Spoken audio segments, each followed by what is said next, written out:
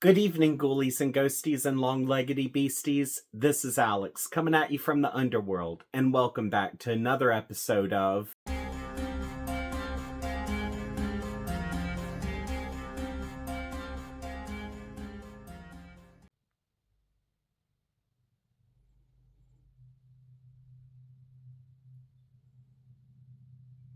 It is Monday night, and I have just been able to actually sit down and relax a little bit.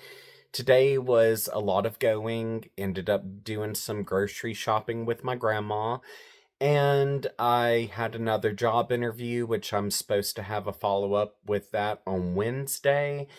And I'm going to learn a little bit more about this position before I say yes. So it's something I'm debating about, but it does seem like it could be promising.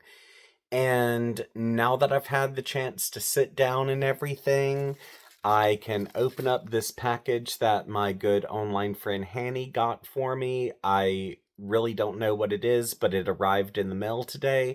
So I'm about to see what it is. Funny story. I actually was not recording when I opened up that package. So even though you're not going to see the surprise on my face, I'm still going to share with you what I received. First up, we have a letter that says, Dear Brownie, I found these old zines online called Horoscope. They were created by an Australian independent publisher called Brimstone Press. It launched in 2005 and closed shop in 2011. I think you'll get a kick out of them. Love, Toodles, Hanny. I'm sure I will, because as I was looking over these, it seems like they're going to be tons of fun. Volume 1 is called Intro to Monster Theory, which I think is going to be very informative. It has Nosferatu on the front, which I love every version of that movie. And volume 2 is The Vampire's Journey from Evil, which, of course, there's Tilda Swinton and Bella Lugosi. Love both of them. On the back, there's some more iconic vampires. And the third volume is called In Defense of Trash, B-movie horror and the monsters it spawned. Which, among the ones that you see here, I've seen The Blob, The Killer Shrews, I've seen Attack of the Giant Leeches. I haven't seen the other ones. I probably need to because they're most likely fun crap. And on the back, we have The Brain That Wouldn't Die, House on Haunted Hill, and Return of the Fly. So this is going to be a lot of fun because I love crappy movies. And Hanny, I really do appreciate this. I'm going to love reading these. And you so totally know me. I've decided to come in here where it's quiet because I think I'm going to share with you what's in these zines because it's really, really cool. And I am unfamiliar with its creator, Harper Woods, and I really don't know what gender Harper Woods is, so I'm going to avoid that. And pretty much volume 1 is the intro into the monster theory, which is defined by a field of study that looks at monsters as socio-cultural time capsules, product of the age of their creation, carrying within them the hopes, fears, desires, ambitions, and deepest anxieties of the culture that spawned them. According to monster theory, the monster follows 7 rules or 7 theses, and they are as follows. The monster's body is a cultural body. The monster always escapes. The monster is the harbinger of category crisis. The monster dwells at the gates of difference. The monster polices the borders of the possible. Fear of the monster is really a kind of desire. The monster stands at the threshold of becoming. From here, examples are given of each of those theses. And the first one is the monster's body is a cultural body, where the author elaborates by saying there are a million fine examples of cultural bodies of monsters. But my favorite is that of Frankenstein's monster. And in this section, it is explained a little bit about the novel and the movie and the fascination with that iconic character, and everything gets wrapped up with a question which asks, are we Dr. Frankenstein, creatures of things we cannot bear to look at once we've done it, so enamored with the possibilities that we forget our responsibilities? The second thesis is the monster always escapes, and it's noted every monster worth its salt escapes. Whether this is Frankenstein's monster, the dinosaurs of Jurassic Park, the amphibian from The Shape of Water, or Dracula himself, monsters cannot be contained. They must escape by their very nature. That escape is often literal, but let us examine how they also escape definition. And this is really cool here. I found this to be really interesting.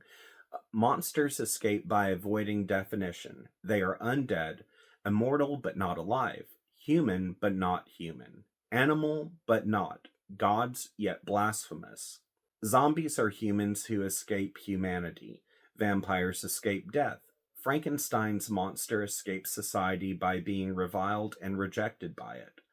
Monsters always find some way to escape, both their prisons that we erect for them, which a good example is given here of Hannibal Lecter, and the more cerebral philosophical shackles that we place around their necks. The third thesis is the monster is the harbinger of category crisis, and it elaborates by saying it is the monster's very real skill of escaping categorization. I always screw that word up. Anyway, it is the monster's very real skill of escaping categorization that leads to the third thesis of monster. They wreak havoc on systems and order by evading definition. And a very brilliant example is given here because the author has noted the xenomorph. And with this, it's elaborated that Frankenstein's monster is a prime example of this too, but I personally love the xenomorph. The xenomorph is ancient yet futuristic, godlike but primitive, fiercely intelligent yet instinct driven. Their life cycles are part alien, insect, spore.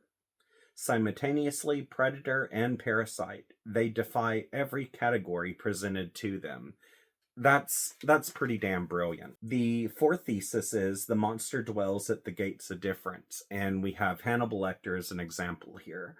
Hannibal Lecter carries on the new tradition of the gentleman monster, someone who can be completely accepted and celebrated by society, his otherness concealed while preying on it. That's a pretty good example, I think. Monsters are always defined by their otherness. Long before Jonathan Harker ever learns Dracula's true identity, he is alarmed by his otherness. His spectacular appearance, strange strength, and unusual coloring are all differences that mark him as unusual long before his true nature is known. Monsters are exiled on the basis of their difference, either in appearance or ideology. Hannibal Lecter looks perfectly ordinary, but this appetite and moral code make him a dangerous exception. Monsters may appear like us or stand in stark contrast, but all stand at the gates of difference. Wow, I do not know why this author has not had more recognition. They are really good. It's really sad when you come across things like this that are very intelligent, but unfortunately, you just never hear the author's name. So hopefully, people will know about this author a little bit more. But the next thesis is the monster polices the borders of the possible. The origin of the word monster is the Latin word monstrum, which means to warn. They serve as omens, sentinels standing at the border of possibility, warning us of the dangers of going too far. Again, we have another example of Frankenstein, as it says, Frankenstein's monster did this, warning us that we are responsible for what we create and all of its consequences. Jeff Goldblum even warned us, your scientists were so preoccupied with whether or not they could, they didn't stop to think if they should. And we all know how that turned out. The vampire police is the border of eternal life and damnation, the dichotomy between total power and vulnerability. The zombie forces us to examine what life means as it lurches along the boundary between sentience and unconsciousness. Monsters are always found at the outer boundaries of our world. They represent the alluring question mark that draws us closer to the things we perhaps are better off shrieking from. The next thesis is the fear of the monster is really a kind of desire.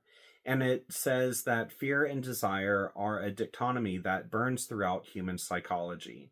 We are often our most vulnerable in the face of what we want, more likely to reveal our soft underbellies, more likely to betray our better angels, and Dracula is alluring with his promise of power, devotion, and eternal life. It also explains that vampires have evolved over time to perhaps symbolize our desire to live multiple lives or to escape death altogether. Furthermore, it says monsters are often the vehicles for forbidden practices that threaten our notion of what is good or moral in society. And it gives an example of how the werewolf taps into man's desire to throw off his shackles of society and embrace violence in nature. On Halloween, we boldly celebrate cultural taboos such as death, murder, and decay. Images of terror, tragedy, and sorrow are allowed briefly in a society that demands beauty and happiness. And last is the monster stands at the threshold of becoming, meaning that the human incubates the monster. And this is described by how the monster facilitates a kind of metamorphosis, like how the final girl is forever changed, or the victim adapts into themselves the monster that it feared. The discovery of a zombie bite, the curse of the werewolf, the alien spore has been inhaled. The human incubates the monster. That's what we're looking at here. In the end, we are changed by monsters, our perspectives altered, our knowledge expanded. Perhaps the greatest challenge is what they bring out in ourselves, forcing us to ask ourselves why we created them. So, yeah, that is a lot of really cool food for thought there, and I really wish I could learn more about this author, but it does give a horror movie shout out to the movie Carnival of Souls, which was done in 1962. And that was such a fun movie. That was a lot of fun. If you've never seen Carnival of Souls, you really need to. It's beautifully done. It was done on a shoestring budget, and it was just a lot of fun. Okay, so I am going to move on to reading Ghoul, and I think perhaps tomorrow or later in the week, I'm going to read volume 2 of this. Or you know what? I might actually just save this one for my weekend vibes. I might do one of these with each video until I'm done with them.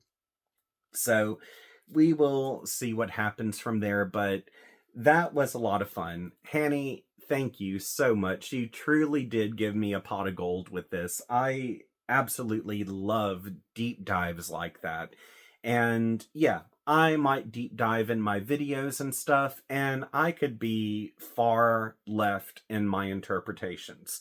But even still, that's what I saw and what I interpreted as I read the book and how it affected me. So as long as you have an opinion on something, an opinion is not right or wrong. It is an opinion. It's how you feel. And this really did have a lot of great food for thought. It gave a lot of really great examples.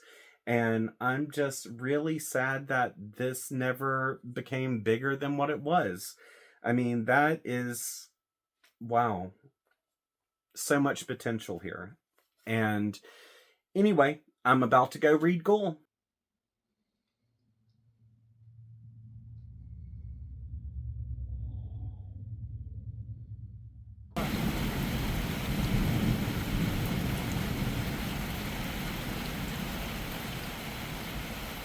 Well, I made it to page 150, And I know it's taken me a minute, but there are some parts of this book that do lag. Like, there are times when the whole investigative side of things just becomes a little too much.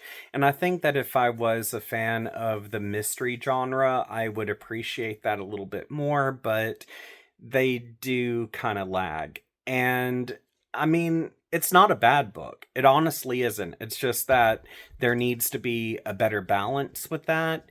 And I do feel like we will go through pages and pages and pages of history just to make a point.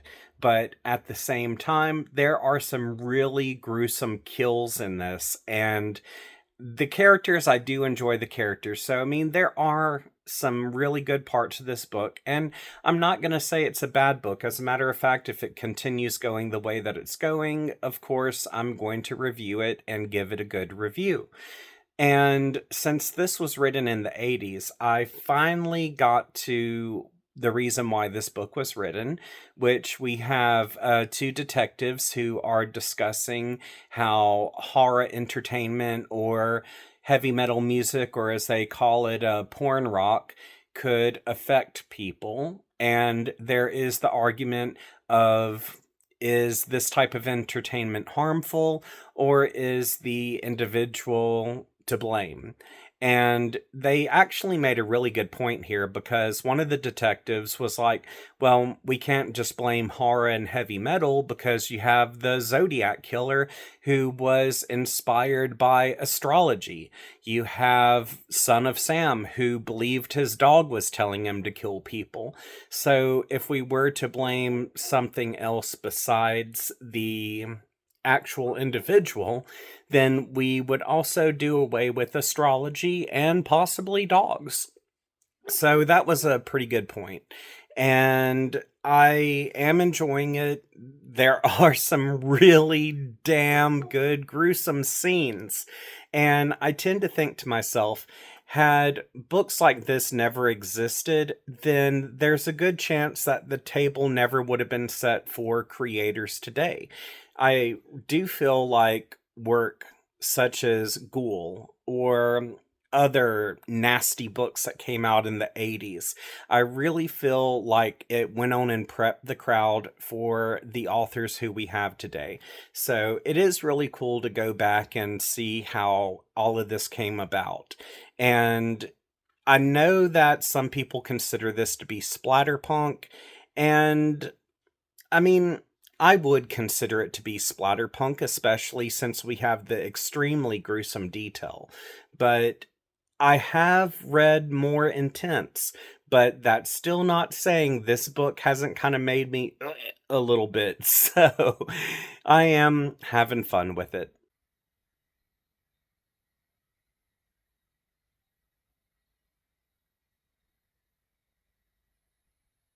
Well, I did have a doctor's appointment today, but they canceled, so I decided to go to our library to see if they had anything I could get Carrie for Valentine's Day, because they have this cool department called the Bookmark, and it's where you can buy used books for dirt cheap. It's like 25 cents per inch, and sometimes you can find some really, really cool things here. And yeah, this is just one of the many reasons why you should visit the library and support the library, because you can find some really good things when you are on a budget. As I was looking around, I found Thomas Tryon, which I've reviewed his books The Other and Harvest Home, both of which I thoroughly loved, and I do have Night of the Moonbow. Also, it appears that he had written some romantic drama, and that's really just not my genre, so I'm skipping out on those. Also, I saw where they had a lot of John Updike. I haven't read him yet, but I do have The Witches of Eastwick that I want to try out before I grab anything else. As I continued to look around, I came across this cart and I noticed where they had perfume. And I really think Carrie would enjoy this book because he does enjoy Gothic literature. And I haven't read the book, but I have seen the movie and absolutely loved it. And I think that he would enjoy the book.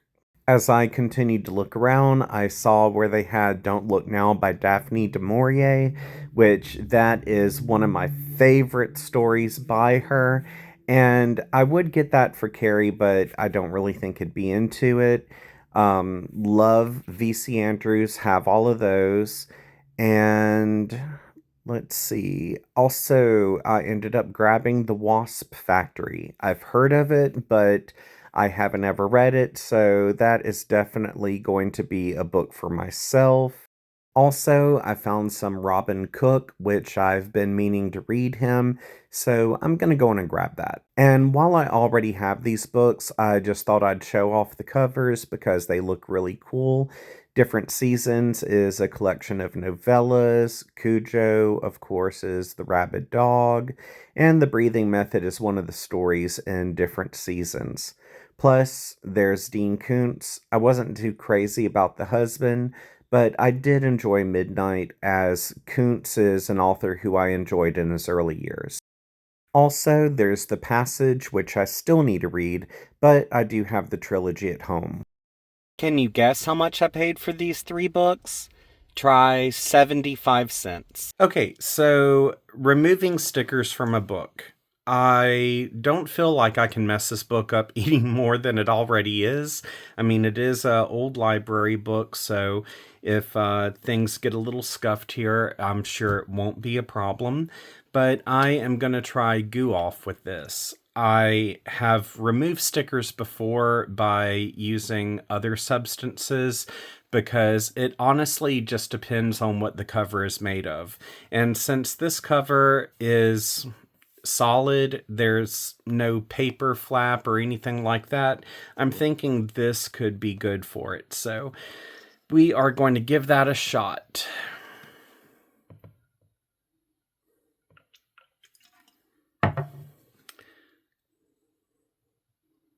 Well, it's already removed the ink there, so hopefully it doesn't remove the ink from the book. Let's see. Oh, yes. Good deal. All right, so a moment ago, that sticker was really, really solid. Like, I could not get that sticker off, so that is good. And I think this is actually part of the book that was attached to that sticker, so that is just going to be an unfortunate indentation in the book, but I'm really surprised with that. All I had to do was just kind of get that liquid, covered it and around it a little bit, and it just peeled right off when that was difficult to even try to pick up a little bit ago. So let's hope this does the same thing here. Just gonna kind of rub it around there. Wow. Okay, so that's already made a difference.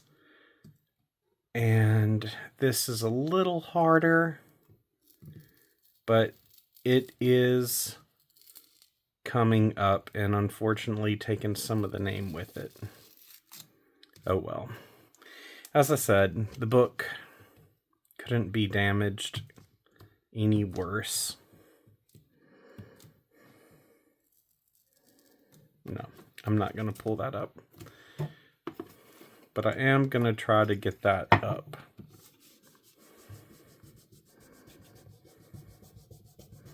So, as you can tell, it just depends on the type of sticker it is. And see, this one, it's picking up a whole lot easier. And of course, some of the cover is going with it. Well, maybe I can get some of that residue up.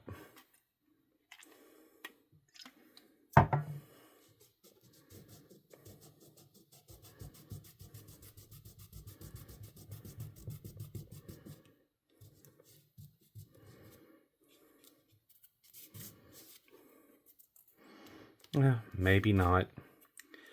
Oh well. It is what it is. This is just trial and error. And let's see if I can just... No. If I try to pull that, it is going to take the name with it. So I am going to leave that be. But as you can see, depending on the sticker, that did work really well. And I just wish that I could have been able to salvage this a little bit more, especially on the face there.